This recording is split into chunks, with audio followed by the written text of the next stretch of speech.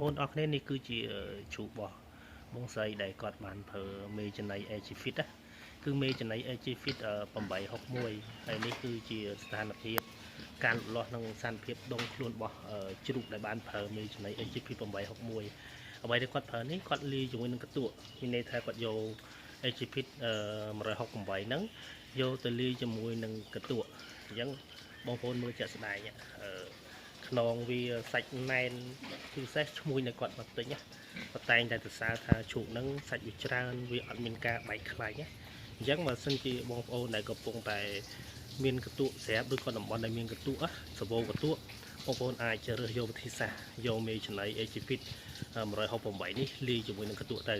ដើម្បីទី1គឺកាត់បន្ថយថ្លៃដើមនៃការចិញ្ចឹមតាមរយៈយើងមានកន្ទក់ដែលយើងកន្ទក់ខ្លះតែ600 700ទេទី2គឺ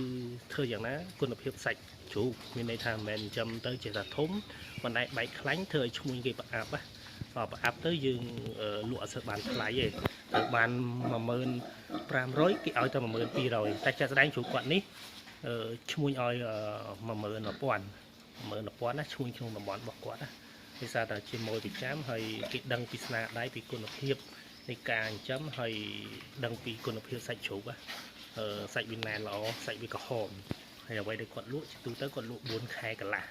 តែវគ្គមុននោះគឺ4ខែកន្លះរបស់គាត់នឹងបានគីឡូមធ្យម109ហើយមកត្រង់មួយទៀតគីឡូមធ្យមរបស់ជ្រូកគាត់គឺ120អញ្ចឹងនេះគឺជាលទ្ធផលជាក់ស្ដែងហើយបងប្អូនអាចតាក់ទងបានបើសិនជាចង់បានប្រើប្រាស់ចំណី AG Fit 168